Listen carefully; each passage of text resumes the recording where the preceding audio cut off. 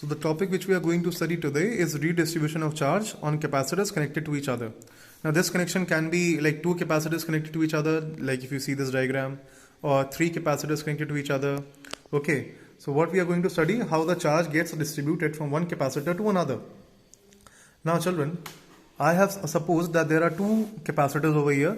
There are two capacitors over here, 3 and 2 microfarad, charged to a potential of 5 and 10 volt respectively. Now, if there are two capacitors charged to a potential of 10 volt and 5 volt, so this is a 2 microfarad capacitor, 2 mu f, 2 microfarad capacitor charged to a potential of 10 volt. Okay, and this is a 5 volt capacitor, 5 volt, 3 microfarad capacitor charged to a potential of 5 volt. Now, if you see children, okay, now if you see children over here, that this plate is a positive plate and this is the negative plate, and this is also a positive plate and this is the negative plate. So the positive plate has been connected to the positive plate and the negative plate has been connected to the negative plate. Okay children, now if you see here that we know that charge is Q is equal to CV. Okay, so if this is 10 V, that is 10 volt potential, and this is 2, so 2 into 10, that is 20 microfarad, 20 microcoulomb is the charge present on this capacitor, on the positive, plus 20, on the negative plate, minus 20. Okay, similarly, this is 3 and this is 5.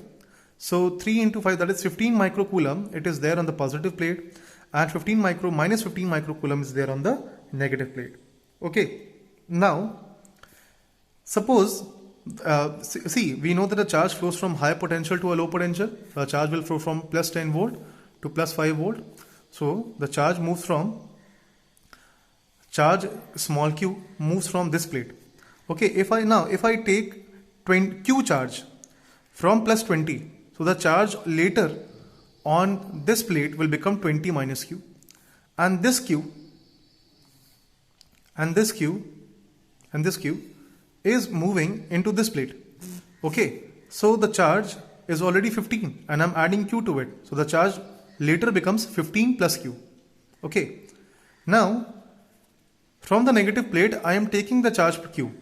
Okay, I am taking the charge q. So from the negative plate, if I take the charge q, so the charge from the negative plate will become minus 15 was the initial charge, and if I take minus q again, so minus 15 minus q, and this charge q again goes back into the what do you call it, the negative plate. So the initial charge was minus 20 and now plus q has been added to it. So plus q was coming from here, so the charge later becomes minus 20 plus q. Now this was a very important step of redistribution of charge. Okay, this was a very important step. And now if you see that the charge will keep flowing from this to this, the charge will keep flowing from this to this till the potential of both becomes equal. That is, I have taken the potential here as V1 and here as V2. Initially it was 10 and 5, but after some time it becomes V1 and V2. After some time, meaning to say after some time the charge becomes 20 minus q and minus 20 plus q. So the charge has changed, so the potential will also change. Similarly, the charge has changed, potential will also change. So at some point of time, the potential over here becomes V1 and potential over here becomes V2. And if that V1 and V2 is equal, the charge will stop flowing. Okay.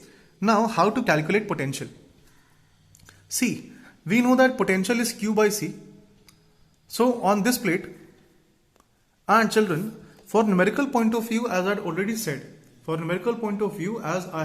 said, that we will always take charge on the positive plate. Okay, so here the charge on the positive plate is 20 minus q and the capacitance is 2. So this is 20 minus q microcoulomb. See, all the charge is in microcoulomb only. I must have written plus 20, but this is plus 20 microcoulomb. And this is also the charge which is flowing is in microcoulomb. So 20 minus q will also be in microcoulomb. So 20 minus q minus q microcoulomb upon C, which is 2 microfarad. Micro gets cancelled. So the potential becomes 20 minus q upon 2. Okay. The charge was 20 minus q. If you see, the charge here is 20 minus q and the capacitance is 2 microfarad. So 20 minus q upon q. And similarly, V2, charge on the positive plate. The charge on the positive plate is 15 plus q. So this is plus sign actually. This is plus. Okay. So 15 plus q upon 3. 15 plus q upon 3. And now I will equate V1 and V2. Equating V1 and V2. When I equate V1 and V2, I calculate for q. So I get the charge which has been transferred. So I get the charge flowing was q over here. So I get the charge which has been transferred from here to here. Okay. So the final charge becomes, final charge on 2 microfarad. See, 20 minus q was the charge on the plate. So 20 minus q, that is 20 minus 6, that is 14 microcoulomb charge on the positive plate. And final potential is q upon C. So q is the charge on the positive plate, 40 microcoulomb, and 2 is the charge, 2 is the capacitance, 20 microfarad. So the answer becomes 7 volts.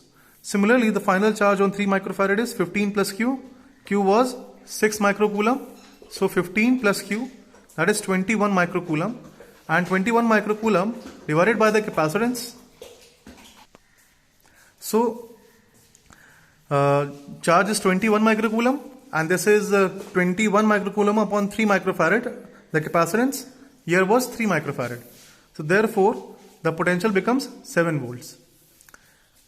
If you see both the potential V1 and V2, the potential has become 7 volts and 7 volts. Now this is the final potential. And here the charge following will stop. Now this potential is called common potential.